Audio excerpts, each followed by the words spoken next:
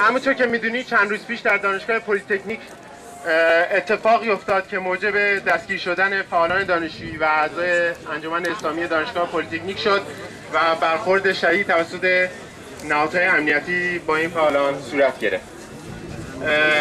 آقای کروبی، شما در ابتدای هم یک واکنش مناسبی نشون دادید، اما متاسفانه مثل اینکه عدم آگاهیتون نسبت به موضع‌گیری رهبر جمهوری اسلامی ایران در مقابل این موضوع باعث شد که این واکنشتون تداوم نداشته باشه و جالب‌تر این که حتی در روزنامه، رسانه‌ها و حتی سایت‌های حامی شما هیچ موضوعی، هیچ اشاره‌ای نسبت به این موضوع نشد. چرا باید تنها جایی که خبر این موضوع رو کار میکنه خبرنامه پلی‌تکنیک باشه، خبرنامه امیرکبیر باشه؟ چرا اول شما یک واکنش مناسب انجام میدین ولی بعدش همه چیز میخوابه، همه چیز خاموش میشه؟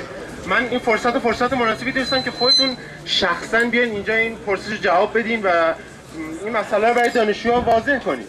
نگاه کنید، من یادتونه در مجلس که بودم از جلسه آمدم بیرون، به من گفتن که بناس تو میادین تهران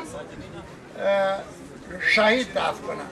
من گفتم میگه میخوام تهران گورستان کنیم که تو میادین شهید دفن کنم. ببینید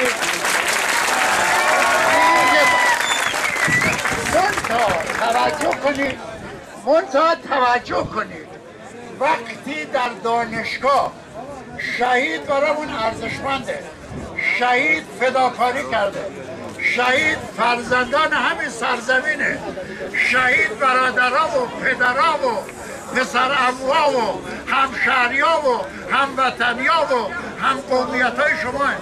خب وقتی در دانشگاه اعلامیه پخش میشه، طرف امضا هم میکنه و علیه شهید حرف میزنه، این یا طبیعی است که اینجور کارا میشه.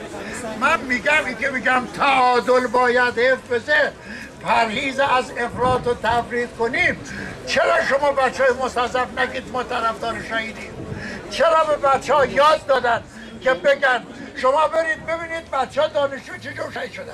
36,000 دانش آموز شهید شد. اکثر دانش آموز شهدا از مردم متوسط و پایینتر هستن. من و تو باید مدافع شهید باشیم. وقتی من و تو اعلامیه میدن به نام من و شما و میگن شهید نه، دور شهید گذشت، شهید بی خود رفت، اونم میگه حالا بیارم اونجا دفن کنم